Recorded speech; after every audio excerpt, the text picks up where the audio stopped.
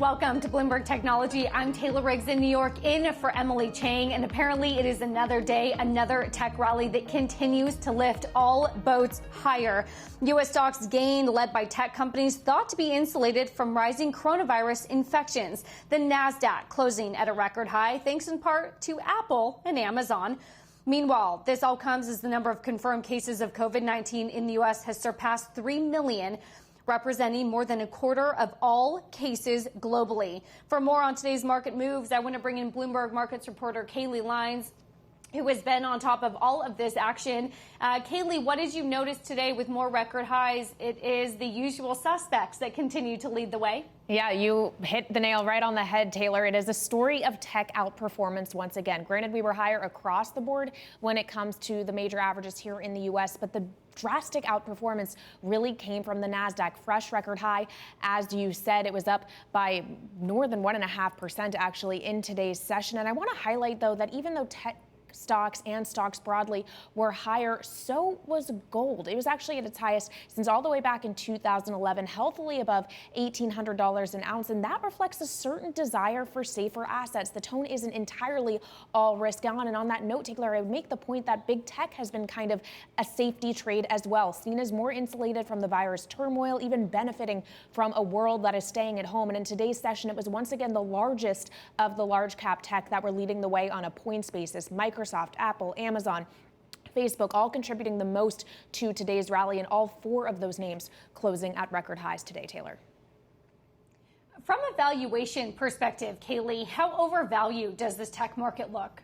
Well, we're looking pretty extended. If you take a look at just a PE multiple on the S&P 500 Information Technology Index, which is the classic one we would think of, it is now above 30. And for discretionary, I want to highlight too, because when I say discretionary, I basically just mean Amazon. It makes up 40% of that index, and we are nearing very close to 40 in terms of where that is trading on a PE multiple basis. So they're starting to look really relatively quite expensive, and analysts are starting to take notice. Of course, we're approaching second quarter earnings season. One analyst over at Deutsche Bank was talking about Apple today. He raised his price target, but said that he has been surprised at both the speed and the magnitude of the rebound we've seen in this stock since the lows, and that has made him nervous. And on Amazon, the gap between where the stock is currently trading above 3,000 and the average analyst price target, which is down around 2,800, is the widest in years. So there's a question of whether these names are kind of priced to perfection at this point, Taylor.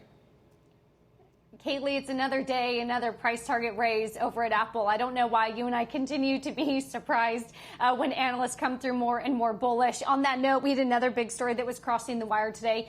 Nvidia now worth more market cap relative to Intel, partly due to a big chip rally that we've seen. What can you tell me about Nvidia? Yeah, that's exactly right. Its market cap is now above $250 billion. That's thanks to the fact that it rose for a seventh straight day today. It is actually up about 75% so far this year, while Intel, for its part, is actually slightly in the red on the year. It really underscores how much more in demand Nvidia's chips have been. Their graphic chips in particular used in data centers and in cloud-based digital services. Again, a way in which a tech company is actually benefiting from the pandemic in that it has elevated demand for this kind of technology. Intel, for its part, of course, is more reliant on PCs. It's trying to keep up by introducing similar graphics chips to Nvidia's, but clearly not weathering that challenge as well in this shifting environment. It is Nvidia that is now the third largest chip maker by market cap globally and is the largest in the U.S., Taylor. Wonderful analysis there, both fundamentals and big market caps. Thank you to Bloomberg News' Kaylee Lines. And I want to stick with some of the market moves, and we will do that with Jay Jacobs, who joins us from Global X. Jay, you heard us talking there, and I'm curious your thoughts on the work-from-home stocks, the big outperformers of late. Do they continue to outperform given we're starting to transition from a work-from-home to a back-to-work scenario? Yeah, I think that's the key point, Taylor, is that, the work from home economy is kind of coming to an end, whereas we're getting into this reusing economy where it's going to be much more of a hybrid work solution. People are going to be asked to come into the offices in shifts probably. We've seen some offices open and then close again. So what this means is a lot of the cloud computing technologies that powered work from home are going to continue to be relied upon by these companies to enable this, fast-moving environment where people are going to be sometimes in the office, sometimes at home. But we also see it benefiting a couple other areas as well. Rapid testing and treatment is going to be key towards this reopening as people really try to get a hold of certain populations and understand how the virus is spreading. Just like we're seeing sports teams create these tools and rapidly test their players to see how it's spreading within those environments. And then lastly, we're also looking at the growth of e-commerce, where still people are going to be looking at taking very preventative measures towards how they expose themselves to the virus in public. We think people are going to continue to do shopping, particularly for things like groceries and retail online where they can. And Jay, before we get into some of the individual sectors and names that you were looking at, just curious if you're surprised at the resilience of this sector and the sort of defensiveness now that tech has become, or should we not be surprised? Because these are the companies with the strongest balance sheets, the most cash on hand, the free cash flow generation. So in that way, maybe it's not as surprising as perhaps we thought. I mean, that's exactly the correct argument. I mean, I think these companies are showing that they are absolutely essential to the economy. So what is a defensive company? A company is defensive if people can't fire that company. You can't fire the company that supplies you basic goods in your house and basic food, and you can't fire the company that allows you to continue to do your job from home. So technology is becoming unfireable, and that makes it very defensive. And, you're talking earlier about valuations. Yes, these companies, look expensive relative to themselves in the past, but they're critical, they're defensive, and they're continuing to show phenomenal growth rates. I think that warrants very high valuations compared to the rest of the S&P. Jay, I want to dive into some of the sectors that you mentioned earlier, key winners, and you talk about, plus the cloud and the hybrid work arrangement stocks. What does that look like to you? What are those stocks? It's a variety of stocks. Of course, video conferencing stocks like Zoom, I think, are just going to be incredibly important. As if you're in the office or not, you have to work with a team around the country or in different environments simultaneously. Messaging apps like Slack, I think, are going to be incredibly important as well as facilitating that communication remains top of mind. But, also just, more general software as a service companies like Salesforce. I think, just having access to that data, access to those programs wherever you are is going to be incredibly important going forward. So very much looking broadly at the software as a service space as being very attractive in this environment. And very curious as well, you talk about rapid testing and treatment, even after a COVID-19 scenario. What is in the bull case for that sector? I don't think we've seen the peak of testing yet. I mean, we very well could see individual companies taking on testing themselves. If they're trying to create kind of this safety bubble around their employees, I think it's very likely that companies are going to start doing testing on daily or weekly basis. And we're starting to see universities talk about that as they bring students back to campuses. So, right now we've seen testing mostly for people who feel might be sick. I think we're going to see an expansion of testing to just everybody, regardless of how they feel, to try to create these more safe environments. And what is the pushback on e-commerce? I know while we are all locked in from home, we're doing online grocery delivery, but what if there is a sense that my one outing of the day could be at the grocery store, or I am eager for some stores to start open up so I can get out there and, just have some human connection. Are you worried at all about then what that means for the thesis for e-commerce, or am I just overplaying it? No, I don't think so. I mean, we still have very long lines at stores in a lot of, crowded cities like New York City. So just being able to order online, not only from a safety perspective, but from a convenience perspective, I think is still very important. And the reality is that once you've gotten in the habit of ordering online, that habit perpetuates. I mean, the smallest area, the area that's lagged the most in e-commerce this past decade has been groceries, because people didn't believe they could get fresh groceries. Maybe they were kind of a little worried about setting up their cart online if they couldn't see stuff in person. But now that people have ordered groceries online, it's just another click to get that delivered in a few hours or a few days. And so I think the habit has already shifted for a lot of people, and they're not going back to the old model. Well, some structural changes that you talk about. Thank you, as always, there to Jay Jacobs of Global X. And stay with us because coming up July 27th, that is the date that we are looking for. That is the date that the four of the biggest tech executives will sit down in front of Congress to be grilled on antitrust issues. Next, we'll talk to the Republican Congressman, Ken Buck, on what to expect. All of that next. This is Bloomberg.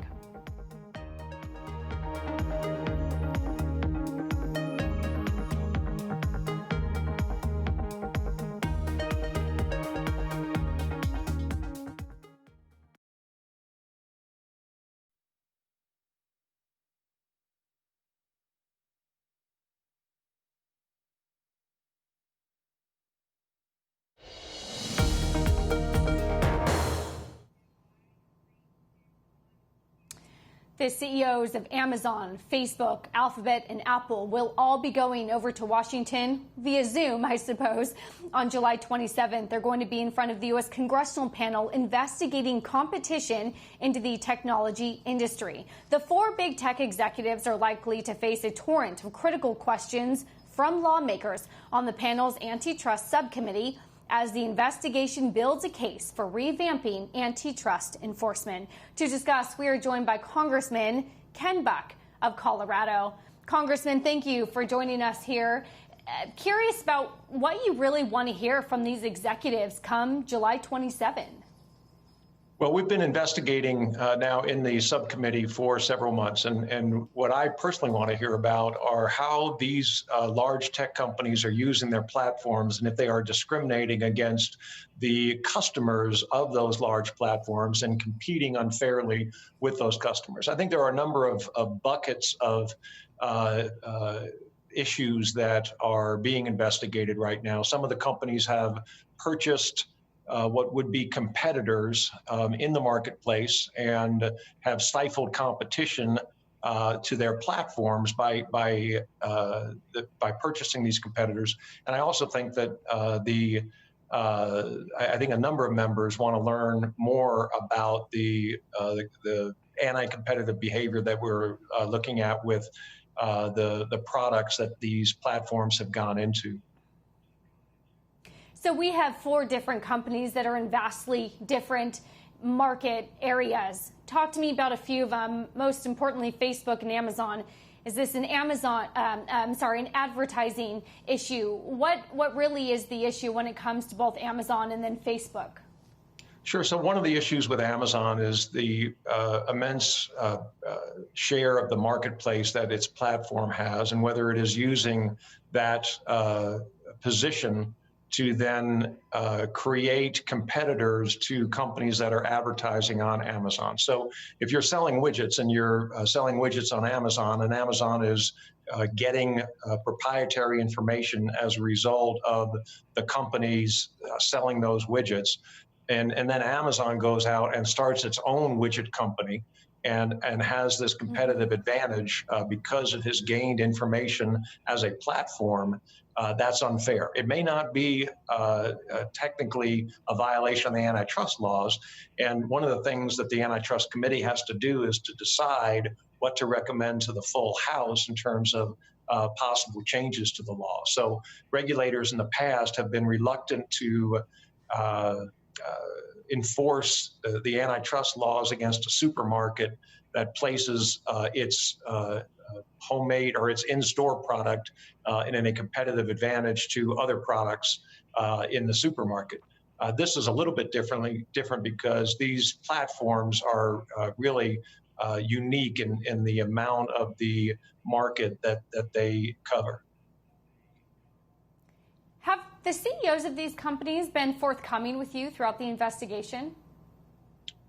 We have not talked to the CEOs in the Antitrust Committee. We have talked to representatives of the company, and representatives of the company have made statements that appear suspect right now, frankly. The policy at Amazon is not to use the platform and its position to discriminate against these other companies, and there is evidence that they are doing exactly that. So it's helpful to get the CEOs in, to have the CEOs make a statement under oath and make sure then that in the future, if that is the policy of the company follows that policy.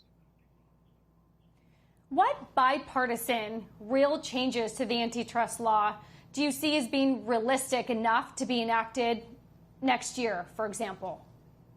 Well, that's a great question. Next year is a new Congress, and we'll see who has the majority, and we'll see exactly what the priorities are for the majority party. But I think it's clear that a number of concerns have been raised about anti-competitive behavior with these four companies and the use of the platforms of those four companies. And so I really think that this has been one of the most bipartisan efforts that I have been associated with in my 5.5 years in Congress. And I'm very proud that the Republicans and the Democrats on this committee and the staffs on this committee, subcommittee, are working so closely together. There's also been some differing investigations. The Department of Justice has their own. The state attorneys general have theirs. Do you plan to bring cases separately, or would it be better to work together and bring the states and the DOJ together on one case? So I think we have a unique role in Congress. Our job is not to regulate. Our job is not to shut down companies or to bring companies to court and allege violations of the antitrust laws. Our job in Congress is to make law, and we should be looking at what's going on. These laws have been created for a completely different marketplace. So they were created to break up trusts in the early 1900s. They have been updated more recently to deal with the large telecommunications companies, but they really haven't been updated to deal with the tech companies and the platforms that we're seeing right now. And so I think our job in Congress, we should gather information from the FTC, we should gather information from the Department of Justice, but our job is to make law and to make sure that the regulators have the tools they need to make the marketplace as competitive and really vibrant as possible. The last thing we want is for the tech industry in America to be dominated by a few companies and not have the innovation that we need to compete in the world marketplace. Congressman, I want to switch gears here and go on over to TikTok. You have a bipartisan bill called No TikTok on Government Devices Act. If it's bipartisan, what's the starting point, I guess, to prevent TikTok from A, getting on government devices and then potentially banning it here within the U.S. altogether? Well, the reality is that TikTok has an obligation as a Chinese company to deliver information to the Chinese Communist Party. And we need to make sure that federal employees that are receiving devices from the federal government and are conducting business on those devices, whether it's a cell phone or a laptop or a desktop computer, whatever the device is, that TikTok should not be allowed, that app should not be allowed to be installed on federal government devices, so the Chinese government does not receive information about what federal employees are doing.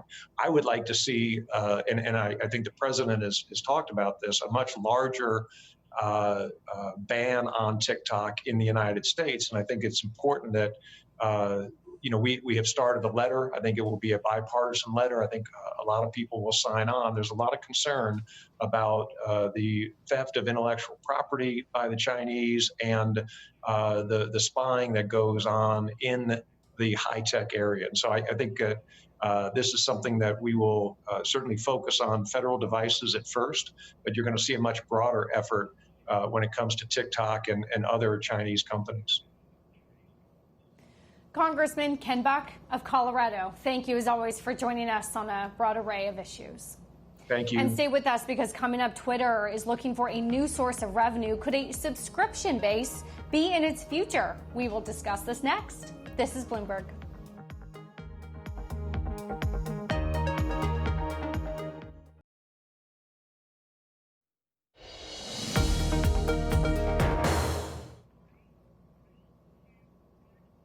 Twitter shares earlier rising as much as 12%, all on speculation that the social media company is building a paid subscription-based service. Let's get the latest with Bloomberg Technology's Kurt Wagner. Kurt, what surprised me due to your great reporting is this all came from a job posting, right? It did, yeah. There's a couple job postings actually that both mention that they're looking for engineers to build a subscription product. And Twitter has talked about a subscription for years now. It's been one of those things that kind of is always on the mind of product managers and business folks, but they've obviously never pulled the trigger. And all of a sudden we see a couple of postings out there that shows that they are building this team. And I spoke with a person familiar with the company who told me that indeed Twitter is looking at different revenue alternatives to just advertising, and this is one of the things that they are considering. Kurt, that's very interesting because we've heard CEOs like Mark Zuckerberg saying that they want to be ad-based and they really don't want to go the subscription route.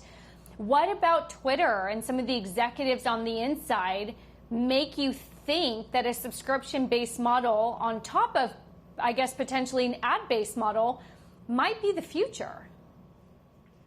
Well, I think one thing to clear up is we don't know exactly what this would look like, and my guess is that it would not be a requirement, right? This would not be something where all 160 million plus current Twitter users suddenly have to start paying to use the service. It would probably be just for those power users who really want extra features, right? But I think if you look at what's happening at Twitter, and you look at the pressure that CEO Jack Dorsey's under, right? It was a few months ago that these activist investors started to take interest in the company, and now they have board seats. It does make sense that Twitter would start to say, okay, what can we do to jumpstart the business, especially at a time when advertising is down a little bit with the coronavirus. So there's a lot of things that kind of make sense about this. There's still a ton we obviously don't know, but I do think that because of the pressure on Dorsey, it does seem like the kind of thing that they would at the very least look into.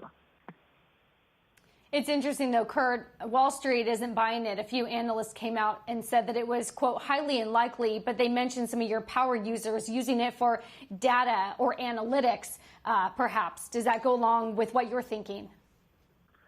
Well, the way that they've talked about this in the past has been mostly around like TweetDeck. So for those who aren't familiar, TweetDeck is a service that real power users use. It gives you a ton of different timelines. It's easier to kind of follow all the different lists at one time. And it's the kind of feature and product that I think you could probably get some people to pay for. And so my guess is that would be the type of thing that they would look at more so than just the quote-unquote regular users who use the app every day. Bloomberg's Technology's Kurt Wagner, thank you as always for bringing us the latest. And coming up, the pandemic has brought a major shift to telemedicine, but will it be as popular once this health crisis is over? We'll speak from the CEOs of one of those telemedicine companies next.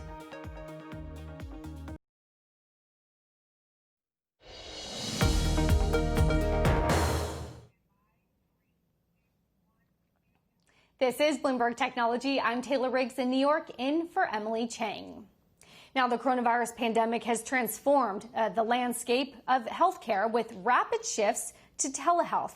Joining us now to discuss the surge in demand and what lies ahead for telemedicine is Amir Rubin. He is the CEO of One Medical. It is a San Francisco-based primary care platform. Amir, great to have you.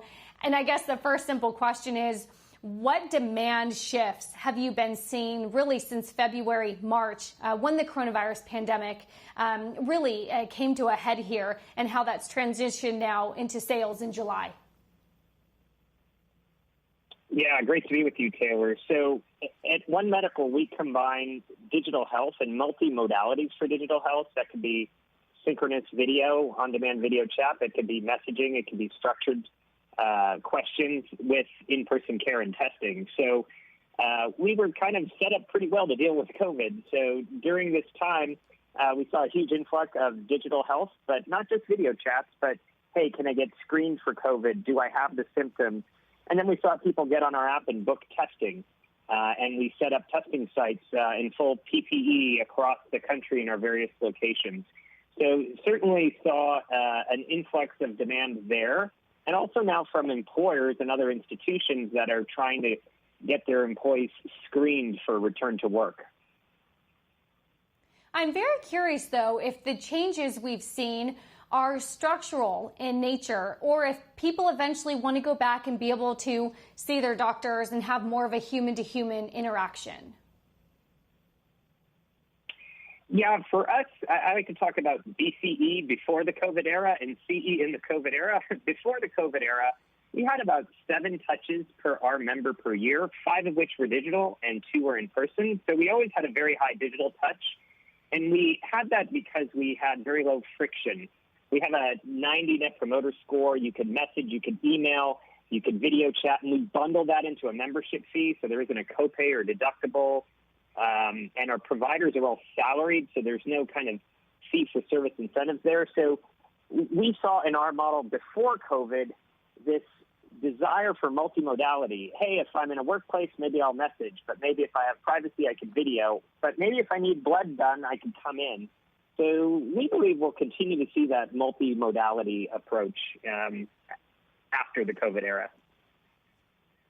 Are you able to give us any insight into the types of services that are most requested? If it's a routine checkup, or if you're increasingly seeing a demand for services for mental health issues, for example, as we perhaps struggle to figure out the work from home environment. Are you able to talk about any insights about the types of services that customers increasingly are looking for? Yeah, so it's really been the full range. So certainly people were putting off some of their preventive care, and we're starting to see that kind of care come back. Certainly there was a lot of concerns immediately around, do I have COVID? And as we like to say, not all that coughs is COVID, but there's certainly COVID concerns, but definitely also seeing increase in mental health. We have our Mindset by One Medical program. That's our virtual and in-person behavioral health, and we've definitely seen increased utilization there. So it's kind of the full gamut. And certainly we serve, adults, but also children. People need their immunizations. They need their pap smears. They need their cancer screenings. So kind of the full range of things that we're seeing. Amir, are you counting your lucky stars? You IPO'd in January before all of this volatility in the markets hit. Well, it's funny. The day we IPO'd, January 31st, there were 3 pieces of news. The first was the impeachment. The second was Brexit. And the third was this issue that might impact the supply chain called COVID. So it was quite the momentous day, but it's been quite the run since then. What is your path to profitability looking like as a newly tech IPO? Yeah, we're excited about our organization and our financial performance. We have positive gross margins, as we've reported in our prior earnings calls, in the mid-30%, and we see those ultimately in the long term growing to the mid-45% and EBITDA margins above 20%. So we're on that path. Of course, as we have attractive opportunities, we're growing. So we just opened Atlanta 2 weeks ago. We opened Portland, Oregon in the middle of March. We are about to open Orange County, California. We announced in the middle of COVID we're opening in Austin, Texas. And then we're growing in our existing markets. So, we want to pursue this profitable business. We call our gross margin our care margin. It's not a GAAP measure, but it's our equivalent. But so we're seeing positive margins in that, and so we want to continue pursuing that growth. Well, you will keep us posted when that moment happens. Our thank you there to One Medical CEO Amir Rubin. And coming up, Google continues to face challenges in securing its business in China. Most lately, it's scrapping a major cloud computing project. We'll have that story next. This is Bloomberg.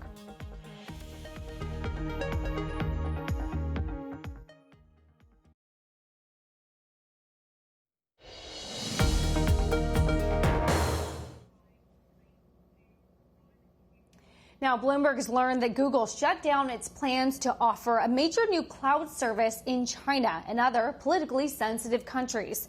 The project was known as Isolated Region. It was nixed back in May. For more, I want to bring in Bloomberg's Alistair Barr. Ollie, I'm curious about the real reasons why this plan was nixed. If it's the pandemic, if it's rising trade tensions, what are you hearing?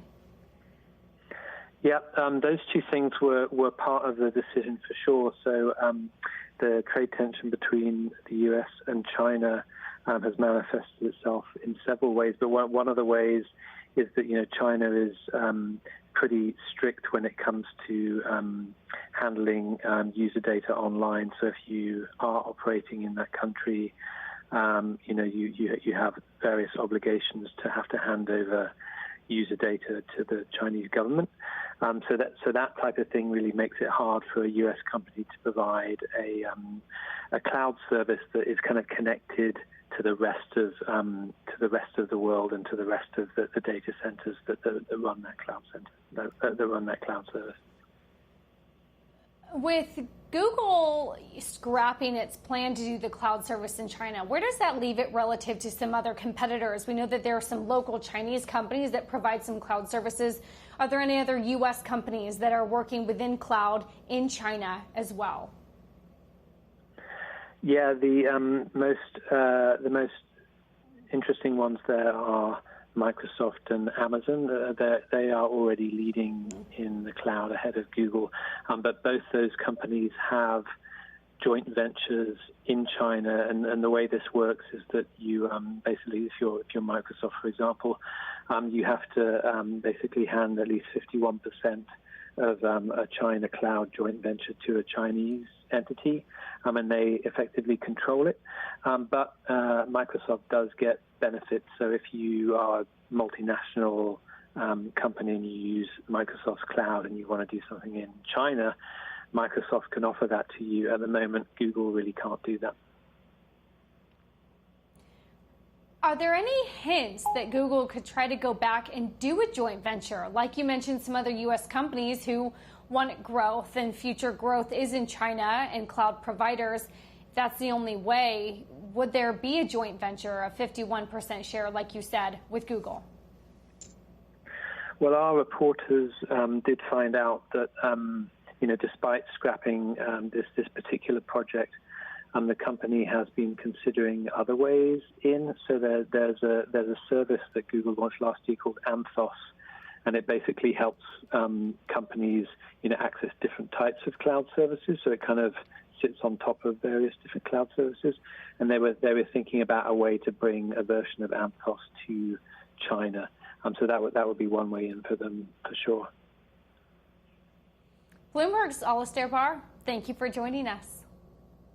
Now, drug makers worldwide are racing to develop a treatment against COVID-19. Merck CEO Ken Frazier says his firm expects to start human testing on 2 vaccines by the end of 2020. But he says he won't rush vaccine development at the expense of safety. He spoke earlier with Carlyle co-founder David Rubenstein on Leadership Live. By and large, I think our approach to coming up with vaccines is we try to make sure that we are focused only on the science. So funding considerations to us are secondary. And we're working on 2 different vaccines right now. Both of those vaccines have certain things in common. The first of which is that we believe they both can confer protection with a single dose, which we think is extremely important. Both of these vaccines give the promise of being able to be deployed broadly. And in the history of the world, there's never been one vaccine that had to be given to every person on the earth, all 7.5 billion. And then the last thing is that we wanted to use proven platforms. That is to say, if you think about a vaccine, let's give a little bit of an analogy. The front end of the vaccine is the antigen, or the protein that actually stimulates the immune system against a particular virus, in this case, SARS-CoV-2, which causes COVID-19. That gets plugged into what we call a platform, which is sort of like the hardware. And the 2 platforms we have chosen are platforms that have already been approved by the FDA in different contexts. So one is the measles virus platform. You mentioned that before. Measles virus vaccine has been given to billions of people around the world safely. And then the second one is called a vesicular stomatitis virus platform, which we used in our Ebola vaccine, the most recent one that's been approved. So for us, it was really important to be able to work with proven platforms that we know are safe and effective and have been used in many, many people. So messenger RNA, which is being used by Moderna, are you comfortable that that can work, or you're not as sure that that will be able to work? Well, that's not a technology that we're pursuing. I think one of the great things about this whole COVID-19 vaccine situation is there are about 160 different vaccine programs that are pending with very different technologies. Messenger RNA, actually, some people think that will offer the promise of speed. But for us, again, we wanted to make sure that we have a proven platform and have confidence that a vaccine could be done with one dose. And so Merck has a lot of experience with a form of vaccine that's a weakened virus vaccine, an attenuated virus vaccine. That's what we've done before. That's what we know. And therefore, that's where we went.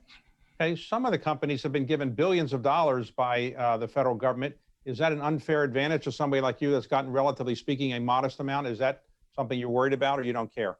Well, I won't say I don't care. I have to manage a P&L, David. But at the same time, as I said at the outset, we want to be able to pursue this in a scientifically rigorous, orderly way.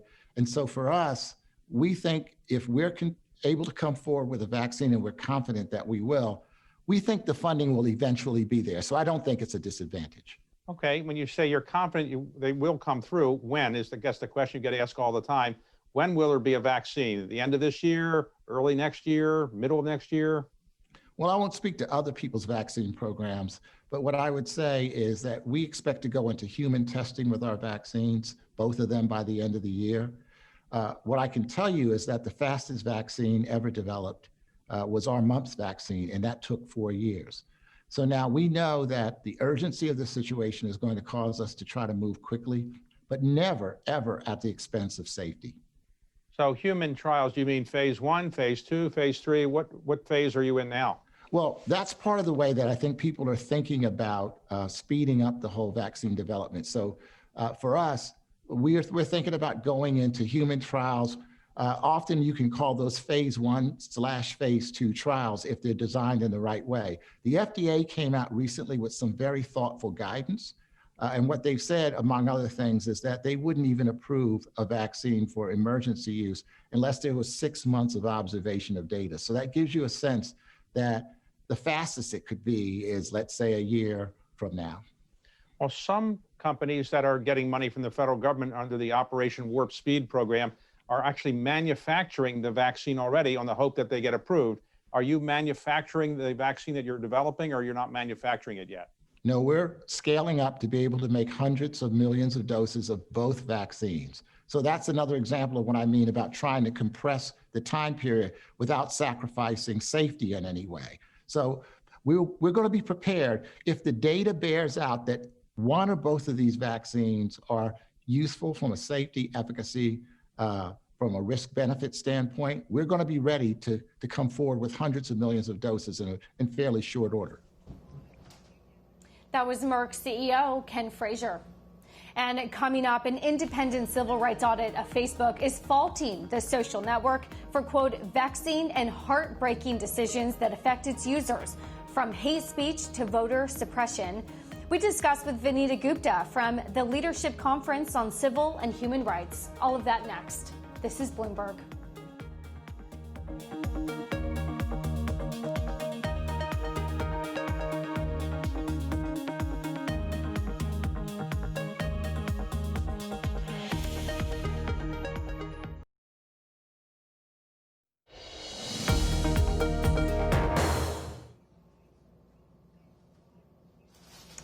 Facebook releasing the results of independent civil rights audit, which concluded the recent decisions by the social network have resulted in, quote, serious setbacks for civil rights. This coming just a day after a tense call between Facebook executives and advocacy groups.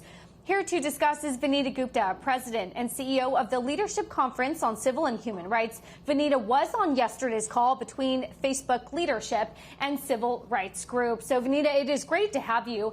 Talk to me about the audit. What stood out to you most?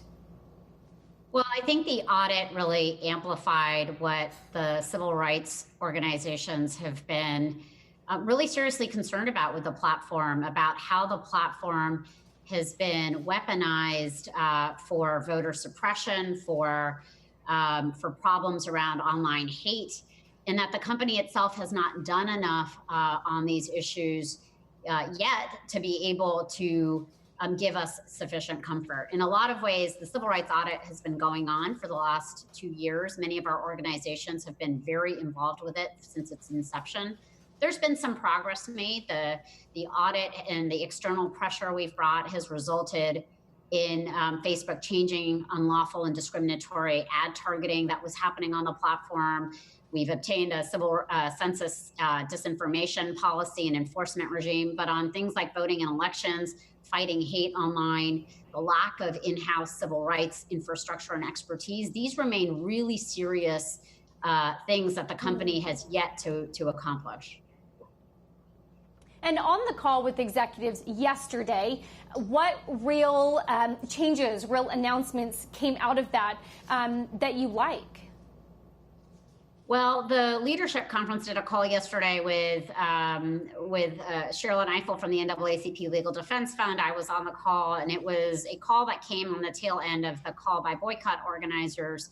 And we were really honing in. It was a continuation of a call to dig in pretty deep with Mark Zuckerberg and Sheryl Sandberg about how the platform is dealing with voter suppression and what they're going to do to protect fair elections in a climate where this country is as polarized as we may have ever been, where we have elected officials and politicians spewing out misinformation about legitimate voting methods almost on a daily basis, where this is only going to get more intensified, where problems around white supremacy and hate online is going unchecked and unpoliced. And so this was a conversation to continue that push.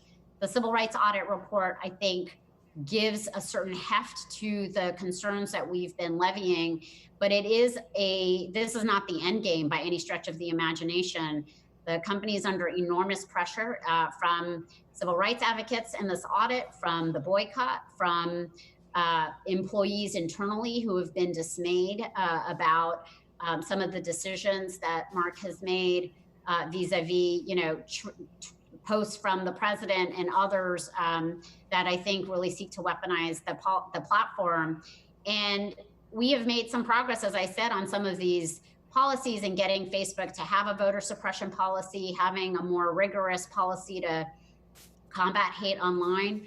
But there are core omissions and actions that the company has yet to take and those are pretty clearly outlined in the report. And I think these are things that are going to be very much remaining top of the agenda for those of us who are working every day to kind of protect our democracy and make sure that Facebook and other social media platforms are not undermining them in the way that we've seen happen in 2016 here in the United States, but also around the world.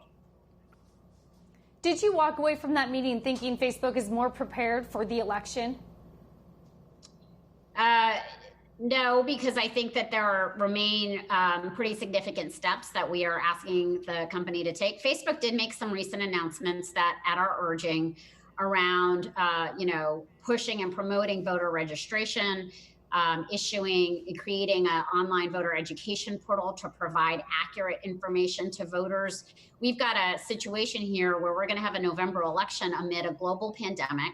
We're pushing for states to get ready. We've seen terrible situations in places like Wisconsin and Georgia, states unprepared to carry out elections amid this pandemic. And that's part of the work that's ongoing. But there's going to be a massive voter education effort underway this summer and the fall, and so much room for disinformation to chill participation, to make people afraid. And that's the kind of thing that Facebook needs to be ready for. And until they adequately police politicians who actively stoke fear and try to seek to use voter suppression, we're not going to be satisfied. I think they are still in action mode in terms of thinking about this, but we have to see, the proof will be in the pudding over the next few weeks, and time is clearly of the essence.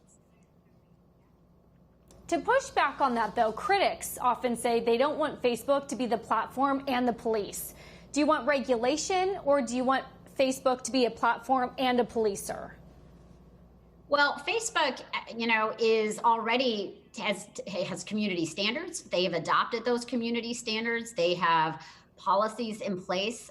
So it isn't that they are some kind of neutral platform where anything goes. They have made the choice repeatedly through policy adoption to police certain things over others. They have policies in place that they're not enforcing.